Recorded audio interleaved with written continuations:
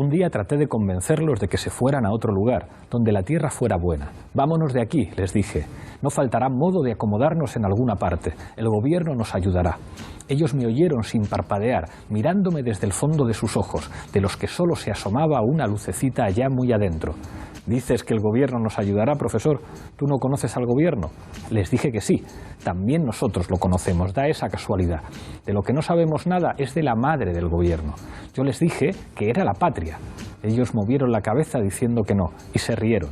Fue la única vez que he visto reír a la gente de Llubina. Pelaron los dientes molenques y me dijeron que no, que el gobierno no tenía madre. Así describía el abandono de los mexicanos el escritor Juan Rulfo en su relato Llubina. Y es que un gobierno que no tiene madre es un estado fallido.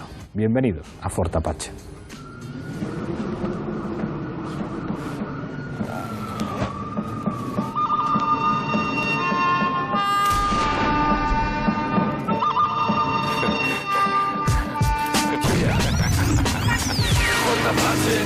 Fort Apache.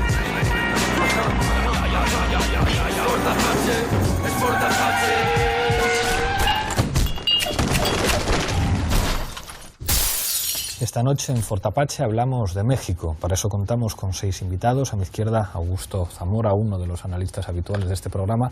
Gracias por acompañarnos una vez más. Encantado de estar aquí, Pablo. No podía faltar Eric Guerrero, investigador. Siempre que hablamos de México está aquí. Gracias por venir. Gracias. Andrea Benítez Dumont, otra de las habituales. Bienvenida una vez más. Gracias, Pablo. Lola Sepúlveda tampoco podía faltar en un tema como este. Gracias por estar aquí. Gracias a ti. Tenemos 2 nuevas incorporaciones. Erika Rodríguez, socióloga, bienvenida a Fort Apache. Muchas gracias. Y nos acompaña también Armando Tejedo, periodista. Bienvenido y gracias por estar aquí. Hola.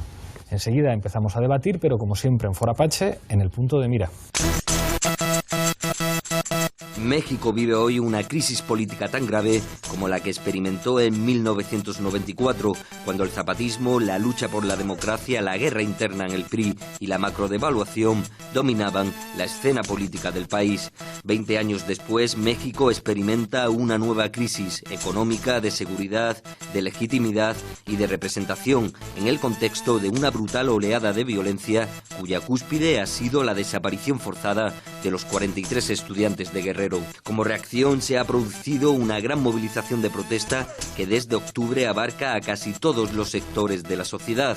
Además, la credibilidad de las instituciones ha caído a mínimos históricos, al igual que la popularidad del presidente Peña Nieto. Esta noche en Fort Apache, México, estado fallido.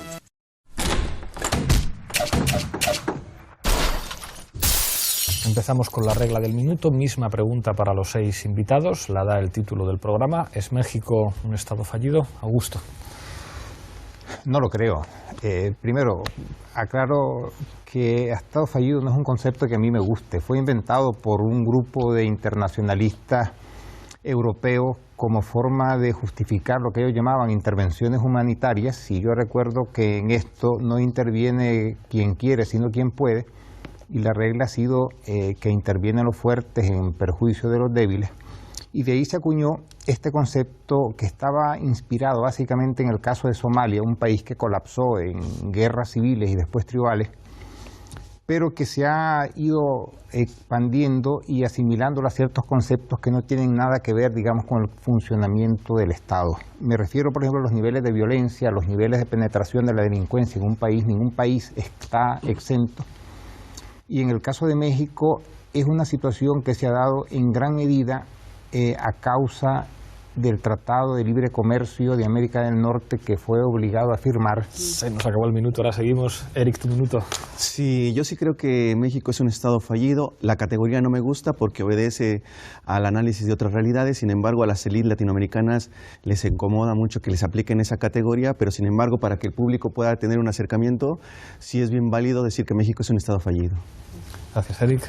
Sí, Andrea. creo que México es un estado a conveniencia, fundamentalmente a conveniencia de la oligarquía, que ha estado siempre en casamiento con el amo del norte. Ha sido siempre Estados Unidos de México en función de la orquesta que le tocaba a Estados Unidos de Norteamérica, lamentablemente para su pueblo y lamentablemente para el conjunto de América Latina.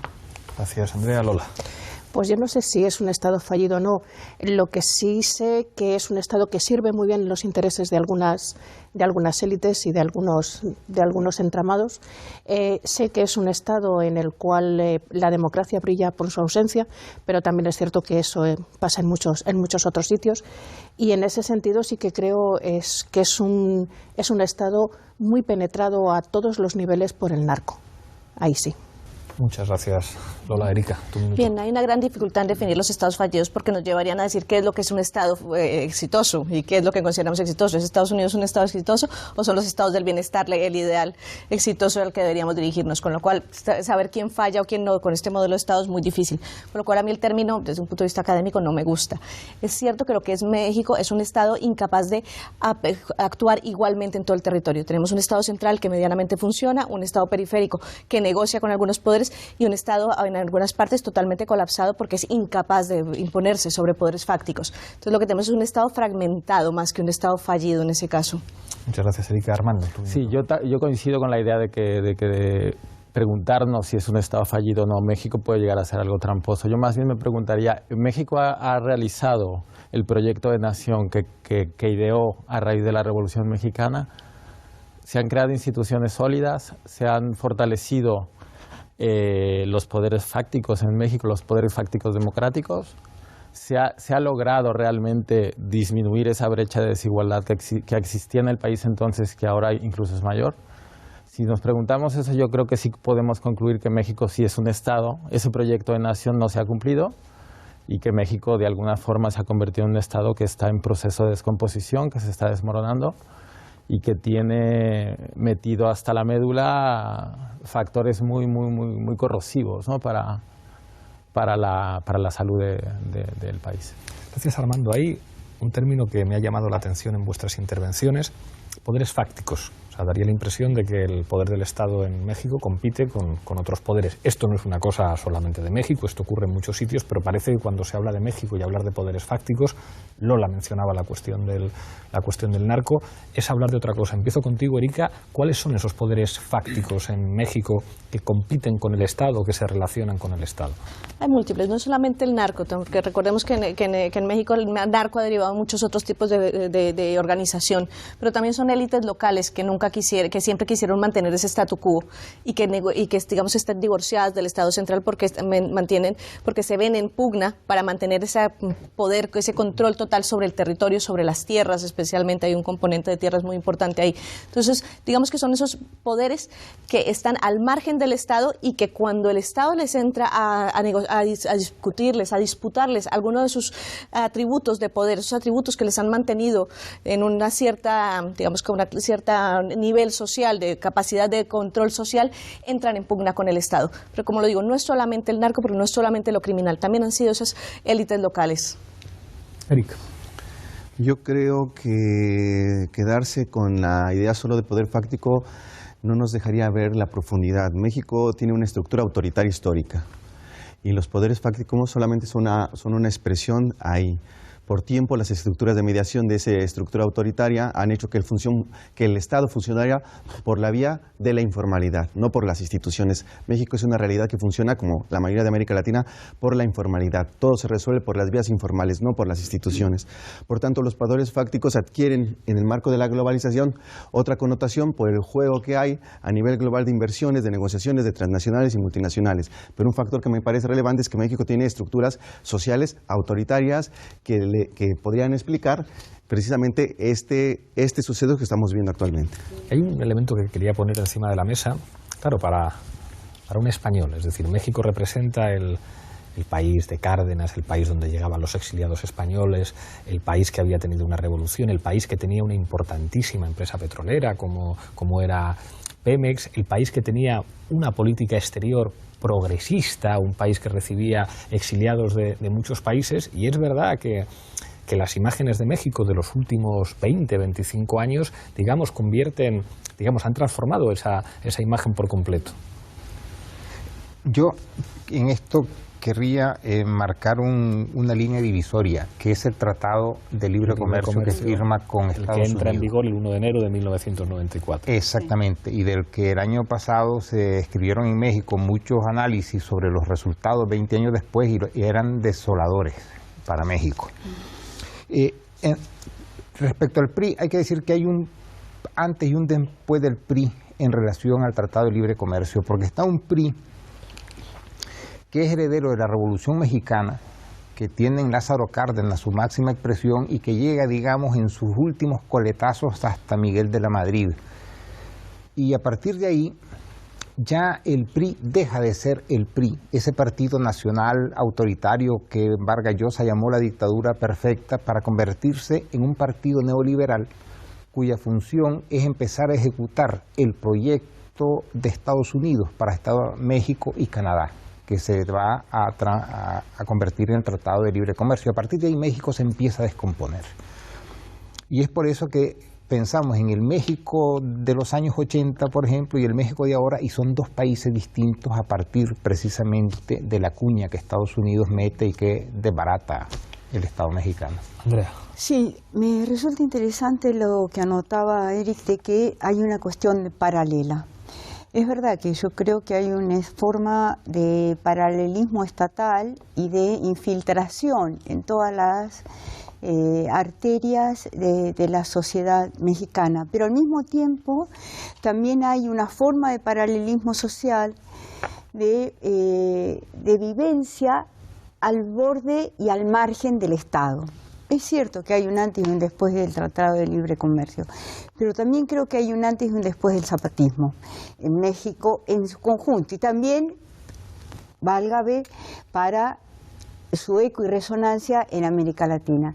Pero en México especialmente se notaba esta historia que hablabas, Pablo, de la progresía a nivel de política exterior, de dar lugar a republicanos, a refugiados, etcétera, y de represor, pero extremo en lo interior. Y de golpe, cuando todo empieza a emerger con el zapatismo, que salen todas las barbaridades del Estado mexicano hacia su gente, al mismo tiempo se descubre esta forma paralela de andar caminando más allá de las veredas del Estado, que me parece que es una cuestión interesante que se desarrolla en México. Sí, yo quería retomar, justo lo que está diciendo Andrea, esa imagen que yo creo que todos hemos tenido y que muchos todavía tienen, de ese México maravilloso que recogió a los exiliados, que es una imagen muy potente y que nos hace sentirle muy, muy cerca. Esa política exterior que tenía México, todo el recibir a la gente que se tenía que huir de otros países, todo eso en realidad descubrimos en un momento dado que era una pura fachada, porque era, bueno, vamos a hacer que esto parezca que es maravilloso, pero resulta que dentro tenemos nuestra guerra sucia. Acogemos a la gente que viene de otros países donde esa misma guerra sucia ha estado produciendo desaparecidos y muertos, mientras México tiene sus propios desaparecidos y muertos. Y eso está ahí. Y además, esa política exterior tan estupenda y tan casi de izquierdas que tiene, hace que sea imposible para los mexicanos salir al exterior a que se denuncie lo que está pasando en el interior de su país. Está silenciado, porque además es que están acogiendo a gente. Entonces eso se queda silenciado. Entonces hay una parte ahí de escaparate que no dejaba ver lo que había detrás. Y efectivamente el cristal de ese escaparate salta por los aires el 1 de enero del 94. Apuntáis las dos la cuestión del zapatismo, porque el 1 de enero del 94 son esos dos acontecimientos, ¿no? El levantamiento zapatista y la entrada en vigor del Tratado de Libre Comercio. Yo recuerdo que pues casi desde el principio tener una simpatía enorme y luego pues haber estado allí en México, y sin embargo el otro día, entrevistando a Chantal Mouffe en otra vuelta de tuerca, decía, vaya, ¿por qué los zapatistas no apoyaron al PRD? Es verdad que el PRD puede tener todas las contradicciones del mundo, pero quizá si hubiera ganado las elecciones López Obrador, quizá con todas las contradicciones, con todas las dificultades, se hubiera podido hacer algo en México distinto. Sé que es un tema polémico y por eso lo pongo encima de la mesa. Evidentemente, desde la perspectiva zapatista era imposible apoyar al PRD. El objetivo del zapatismo no es un triunfo electoral, no ha sido nunca un triunfo electoral, es la transformación social, bueno, pero es la transformación social en otro camino y en otros andares. Y ahí están las comunidades zapatistas viviendo autogestionadamente en forma autónoma, lejos del Estado o con la conveniencia cuando tienen que negociar. No ha sido nunca la alternativa. En un inicio, cuando comenzaron a hacerse los llamados en la selva lacandona, se buscaba establecer una voz común que pudiera más o menos generar el mismo movimiento. El enemigo no era fácil. No sé si hay una lectura también con una carga romántica de ese zapatismo que tenía que cuidar como su purismo, su momento de emergencia, irrupción y ruptura de todos los marcos que había en su momento. Pero yo también creo que había un zapatismo que había desbordado, pero no se desbordaba al final. Al final del momento de la coyuntura, que bien como dice Pablo, era clave que, así como estaban las cosas, caminara junto con Andrés López Obrador, cualquiera que fuese en el marco de antagonismos y contradicciones, pero era clave. Hoy vemos que es clave. No es clave. Hoy vemos que es clave. Armando. No es clave. Primero una reflexión así general sobre el asunto de la política exterior mexicana, que entiendo que son dos procesos históricos distintos, porque cuando hay la acogida de los exiliados republicanos españoles, México era un país en construcción, que se estaba formando, que estaba apenas ideando su modelo de Estado. Entonces, la acogida de los exiliados españoles se debe a ello.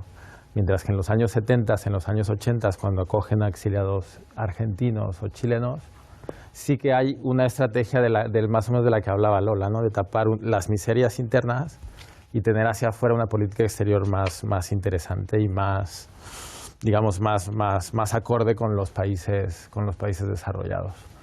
Y luego, en cuanto a lo que es en concreto lo del zapatismo y el PRD, la fractura, yo creo que un poco se debe al eterno problema de la izquierda, ¿no? Esta fragmentación, estos egos desmedidos también, ¿no?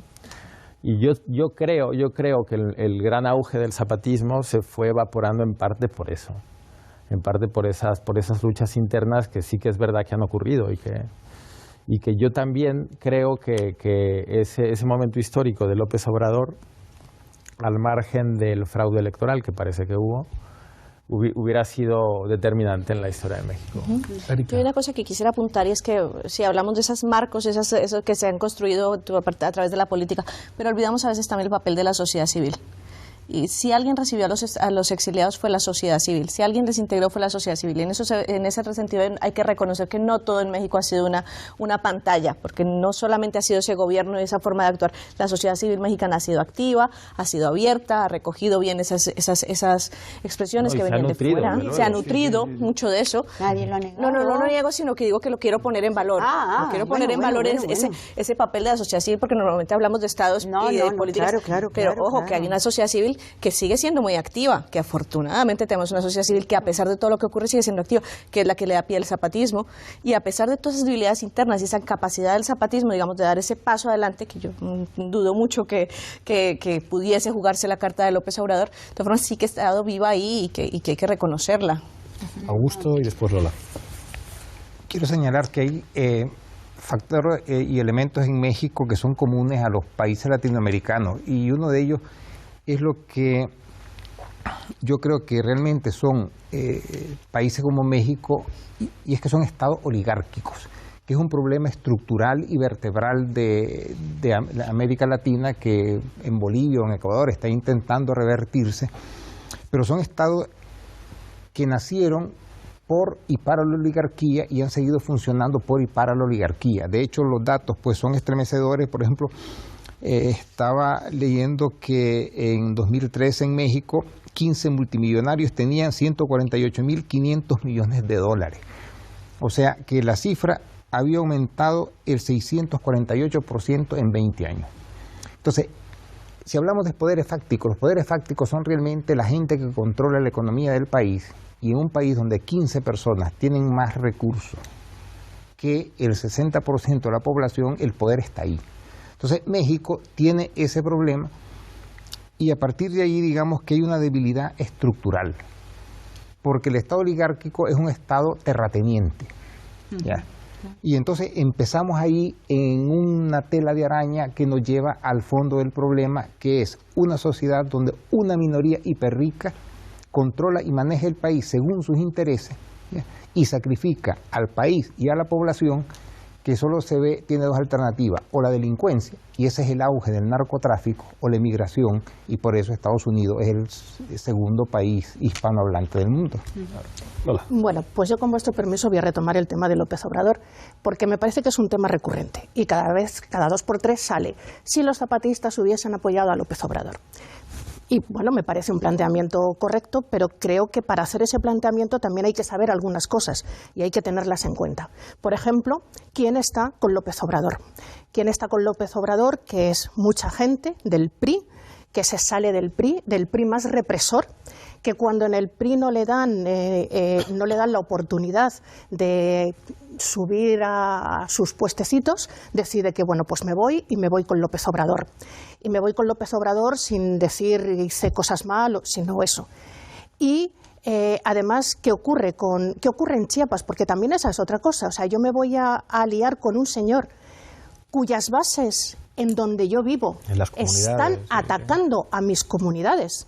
O sea, cuando resulta que hay un problema en un sitio que se llama Zinacantán con el tema del agua y atacan a los zapatistas y les disparan y hay heridos, López Obrador y su gente no dijeron esta boca es mía, se quedaron calladitos porque esa gente de Zinacantán, que eran del PRD, se habían pasado al PRD y antes eran del PRI, y ahora qué bueno que les tenemos ahí. Entonces, me parece, más allá del tema de que efectivamente el zapatismo nunca tuvo su opción de una opción electoral y tomar el poder, hay que saber que esa gente con el que estamos pidiendo al zapatismo que se alíen son gente que pretenden asesinarlos, que les han atacado, que les han disparado. Y entonces, digo yo, creo que hay que pensarse muy mucho con qué gente nos juntamos. Y que nunca quiso sentarse, por cierto, López Obrador a hablar sobre el tema. Efectivamente, nunca dijo nada. Se quiso volver a sentar. Entonces, claro, la salida electoral que en ese momento se presentaba no era una salida acorde al diseño zapatista ni al caminar zapatista, sin duda alguna. Yo creo que valdría también la pena. Con el antecedente tan claro que marcaba Lola. Yo creo que sin duda alguna la sociedad mexicana es la que ha forzado las mejores cosas, sin duda, ha parido al zapatismo y ha forzado a que el Estado, los gobiernos tengan que ejercitar esta historia de la política exterior buenaza que se marcaban frente a toda América Latina, que les daba incluso mayor crédito para poder hablar con los yanquis en un conjunto de América Latina absolutamente dictatorial.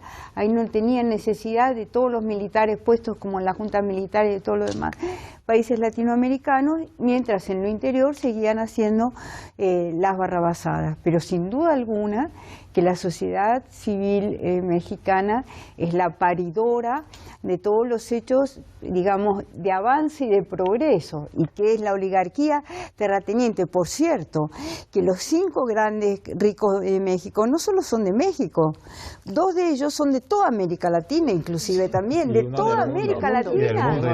Y del mundo. O sea. Es que yo creo que vale la pena también poder hacer el esfuerzo para que también el público nos siga, de que el contexto del 94 es muy específico. De 94 a 2014 hay 20 años y tenemos a Ayotzinapa.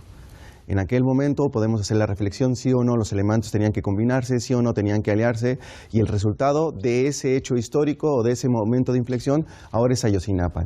Ayotzinapa, donde la izquierda en el gobierno también es narco, está involucrada, en donde el Estado ya no es el Estado fallido, sino ya es el Estado criminal. Entonces, ¿cómo ponemos en perspectiva un hecho histórico de esa magnitud? Le quitamos o no la carga explicativa y ahora tenemos Ayotzinapa.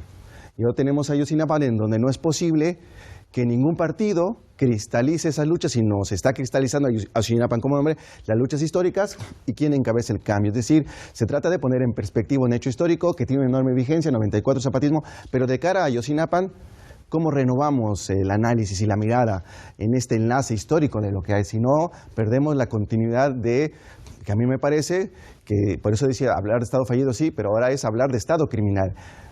En este momento un Estado criminal, un Estado que le dispara a su gente.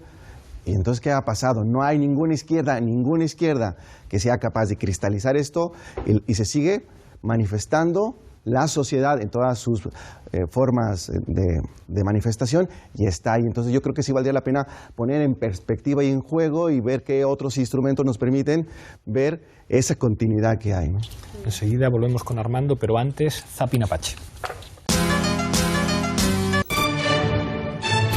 Mr. Ambassador, it's a great honor to have you in Mexico. We actually have many problems in Mexico. We are waiting to do all the dirty jobs not even the negros wanted to do. Mucho tiempo la juventud estuvo dormida, pero hoy despertó. En el 2012 la juventud despertó para luchar por un México democrático. Necesitamos universitarios valientes, gentes que piensen, gentes que tengan estudios, gentes que reconozcan que necesitamos un cambio político en la nación. La reciente desaparición de 43 estudiantes en Iguala indica que nada ha cambiado en México y, lo que es peor, las cifras de la violencia van en aumento. Llegaron a nuestras oficinas estas imágenes exclusivas en la que se ve al gobernador Carmelo Vargas en uno de los más graves casos de corrupción de los últimos años. ¿Cómo le vamos a hacer para salir de esta bronca y no quedarnos fuera de la carrera por la grande? Yo que usted me acercaba a los de la televisora y les pedía una tregua. En México es muy complicado ser periodista. El hecho de que seas periodista no es garantía de que haya una correcta libertad de expresión. Estamos cerrando un sexenio con un poco más de 70 periodistas ejecutados.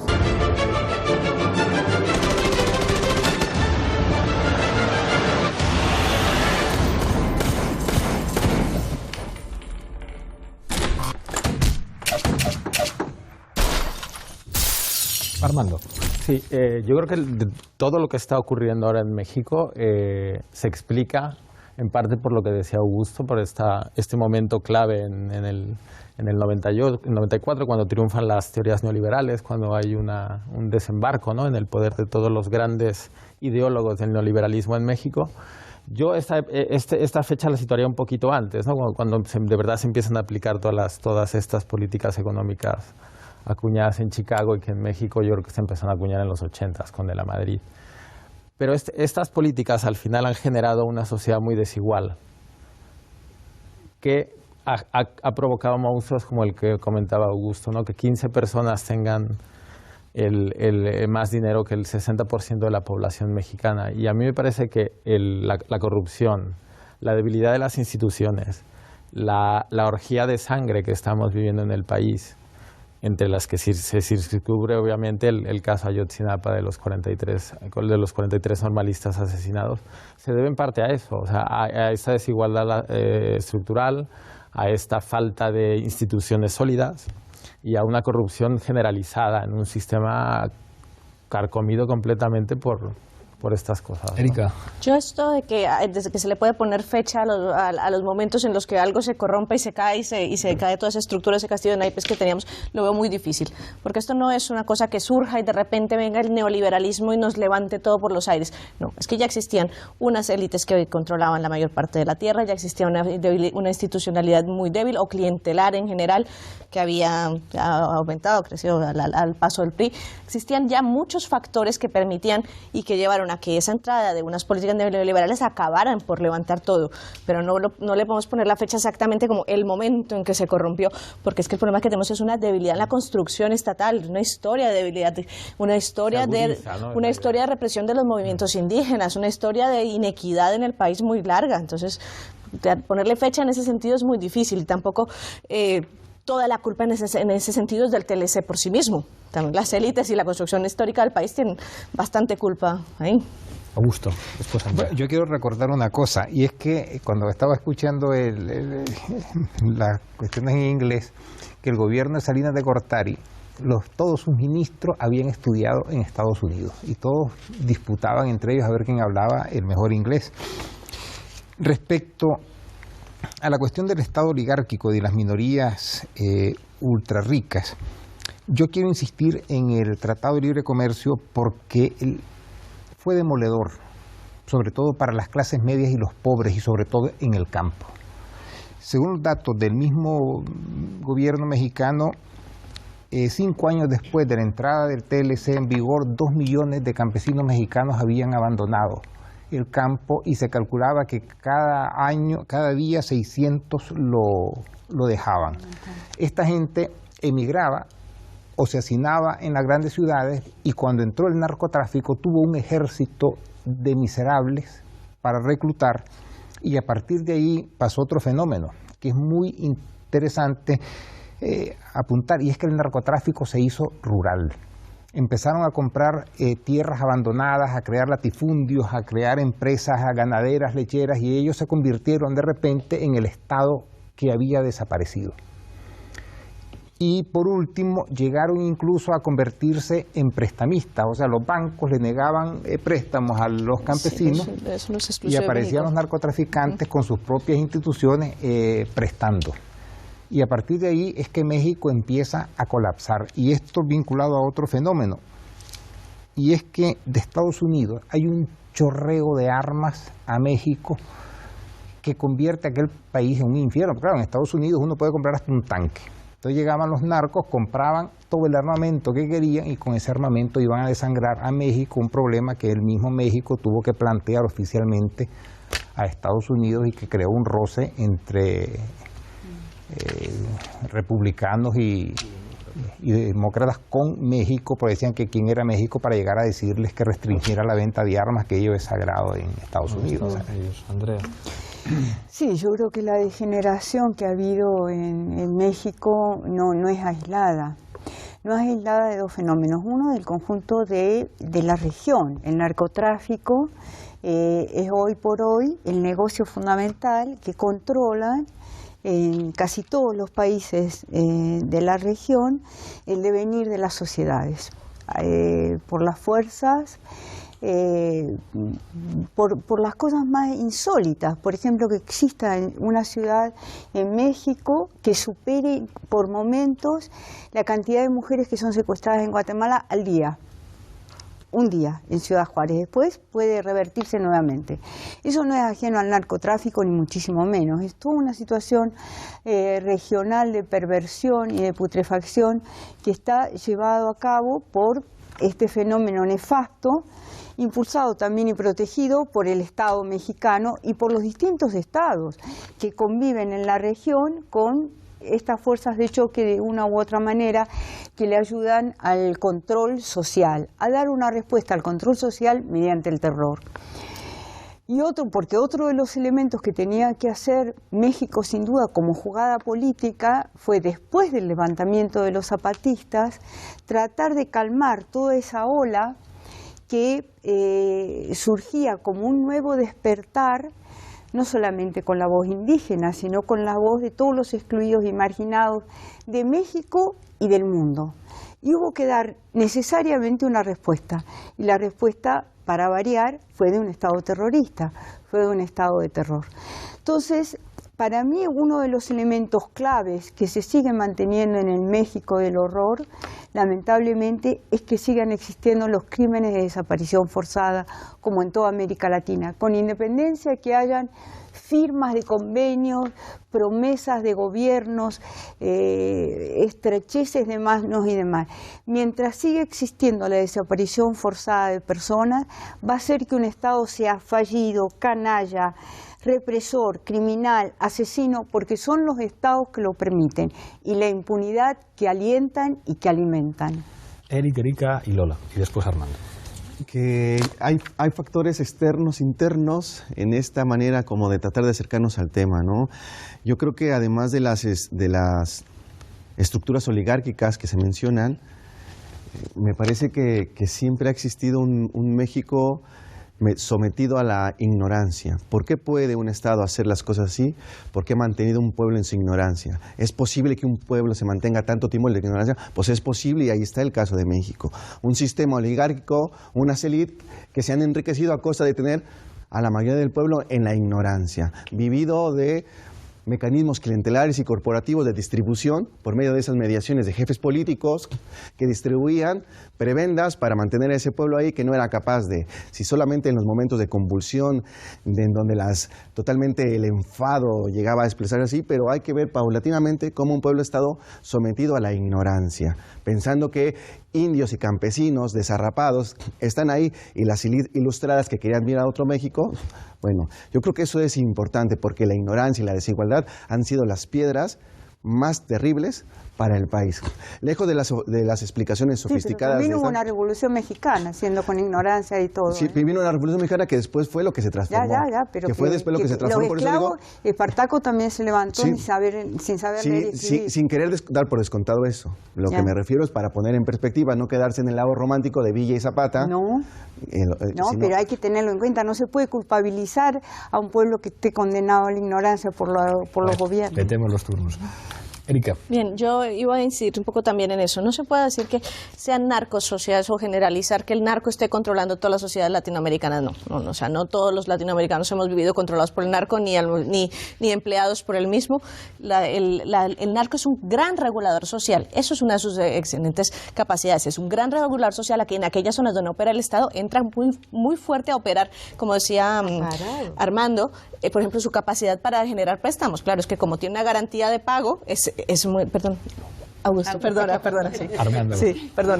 Sí. El caso es que, claro, como tiene una garantía de pago y digamos que es la empresa que funciona mejor dentro de la globalización, que ha aprovechado mejor las ventajas de la globalización, pues tiene muchas ventajas para eso, para entrar en una regulación de relaciones donde no hay nadie más que las regule.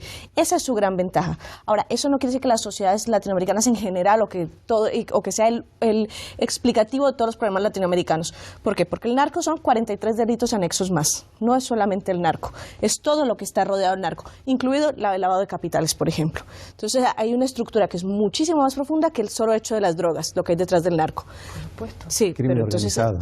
Crimen organizado en general, pero también esos vacíos del Estado, o sea, esas partes grises del Estado donde los Estados no quieren operar y miran de ladito para que dejar pasar las cosas. Entonces, no lo expliquemos todo en el narco y yo no lo pondría tan fácil usar esas palabras como narcotización de la sociedad o ese tipo de conceptos que creo que el Estado lo ampara. Bueno, que lo ampara, sí, y no en todas sus formas. Tiene zonas grises en las que lo combate y otra... En la mínima por supuesto, cuando permite el lavado de capitales, especialmente. Claro. Lola. Sí, yo quería puntualizar 3 cositas nada más. Una, que me llama mucho la atención que cada vez que se habla de algo que es diferente de las cosas que parece que son la norma que tienen que ser, es decir, elecciones, partidos, no sé qué, no sé cuántos, alguien, en este caso Eric, saca el tema del lado romántico. Quienes estamos siguiendo el tema del zapatismo, desde luego no vemos nada romántico en el zapatismo. El zapatismo es, por una parte, una realidad, pero además es una realidad muy dura. Es muy dura, en la que hay vida, en la que hay muerte, en la que hay una militarización de la zona, en que eso se vive de una manera muy fuerte, ¿no? Entonces no es nada romántico, no es el ideal del guerrillero que no sé qué. Y eso que vale para el zapatismo vale también para la Revolución Mexicana. La Revolución Mexicana fue una guerra y entonces no es nada romántica. Pero hay cosas ahí que son muy distintas de las cosas que parece que son las políticamente correctas. Eso es una. Otra, retomando un poco lo que decía Andrea, yo creo que lo que está pasando ahora de las desapariciones, de todo esto, bebe de las fuentes de las desapariciones y de la guerra sucia de los años 70 y 80, porque esos desaparecidos a los que nunca se buscó, nunca se encontró, nunca se encontraron a los culpables de esas muertes y de esas desapariciones, eso ha creado una impunidad tal que ha permeado tanto en la sociedad que ahora estamos en lo que estamos. Y por último, el último punto es sobre el tema de las zonas donde el Estado había desaparecido, es cierto, pero también hay que tener en cuenta que en México había muchas zonas indígenas donde el Estado ni siquiera estaba. Ni siquiera había aparecido. Ni siquiera había aparecido. Ni siquiera esperaba. Es importante también decirlo, no había Estado. Armando. Sí, o sea, está claro que en el fondo está la debilidad del Estado mexicano y el crecimiento del crimen organizado en el país. O sea, quiero decir, esto es una evidencia, pero sin duda estamos en un momento delicado, en un momento en el que nos preguntamos por qué México es un Estado fallido o si lo es, porque estamos viviendo una situación inédita, completamente dramática. O sea, yo quisiera poner en contexto los datos. O sea, estamos hablando en menos de 10 años de 100.000 muertos y estamos hablando de más de 25.000 desaparecidos. 25.000 desaparecidos. O sea, son cifras espantosas, que de verdad que son espeluznantes. O sea, que estamos ante un problema realmente complejo, inédito y que desde luego yo siento que México se ha transformado totalmente con este crecimiento del magma del crimen organizado en las instituciones. Quiero decir, no podemos negar la evidencia. El crimen organizado ha copado los tribunales, el crimen organizado ha copado las policías estatales, las policías municipales, el ejército, los gobiernos, los diputados, ha comprado políticos. Es que hay que decir las cosas que están ocurriendo y me parece que eso es lo que está ocurriendo. Justo. Porfirio Díaz decía, pobre México, tan lejos de Dios y tan cerca de los Estados Unidos. Y yo quiero con esto decir que gran parte de lo que pasa en México es justamente su vecindad con los Estados Unidos. México ha sido convertido en un estado puente del delito, porque hablamos de narcotráfico, tráfico de personas, trata de blancas, contrabando, etcétera, etcétera, y todo eso va dirigido a Estados Unidos, que es la fuente inagotable del derecho, porque la droga no se consume en México, se consume mayoritariamente en Estados Unidos. El contrabando va a Estados Unidos. Las traficantes llevan inmigrantes a Estados Unidos y con ello va también los grandes centros de prostitución. ¿Y esto qué quiere decir? Que tampoco podemos nosotros cargarla sobre México olvidando el peso de plomo que tiene su vecindad con Estados Unidos, porque si mañana agarráramos a México, lo pudiéramos con un serrucho cortar y lo colocáramos en mitad del Pacífico, todo eso desaparecería inmediatamente. ¿Ya? Bueno, Colombia está bastante más lejos. Sí. No, momento. Es que aquí vamos a notar otra cosa.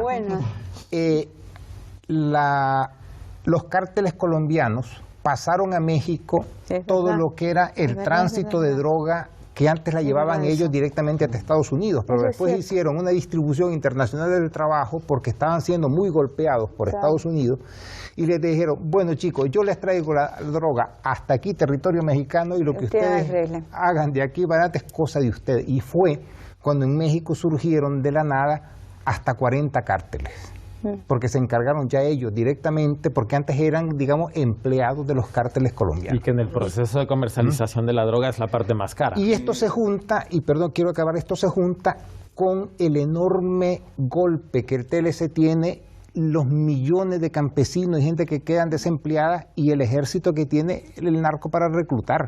O sea, las muertes son en México de tal número porque simplemente la vida no vale nada, como dice la ranchera, y es fácilmente para el narco reclutar 100, le matan 100, recluta 200, porque el chorro de dinero sigue llegando de Estados Unidos y las armas también. Estamos llegando al final, volvemos a la regla del minuto, todos tendréis un minuto de conclusiones, empiezo por ti, Erika. Bien, yo simplemente para concluir decir, esta es otra de las generalizaciones que quizás a mí me cuesta asumir, es narcoviolencia. ¿No? El narco es violento cuando entra en conflicto entre sí, entre bandas. ¿Qué es lo que pasa cuando se acaban los carteles colombianos? Pues que se inicia este conflicto entre las bandas mexicanas que empiezan a tomar poder y generan ese choque de violencia. Por eso es entonces cuando vemos la violencia, no porque antes no existiera el narco o no existieran los carteles mexicanos, es porque ahí es donde hay más intereses para ganar zonas y territorios. Para concluir simplemente diría eso, no hay que verlo como una cosa coyuntural o momentánea que surgió en un momento concreto.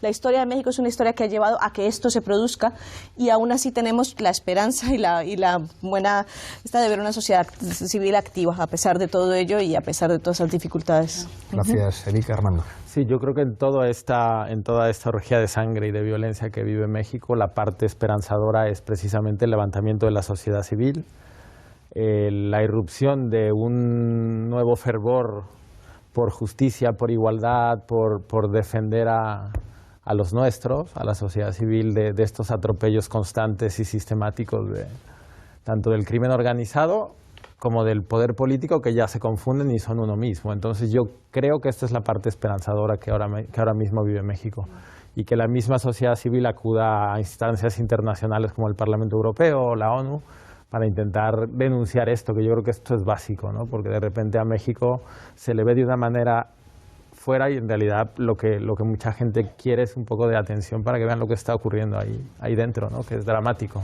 Gracias, Armando. Andrea. Sí, lo más terrible que puede pasar y lo que está pasando me parece que es la naturalización del horror.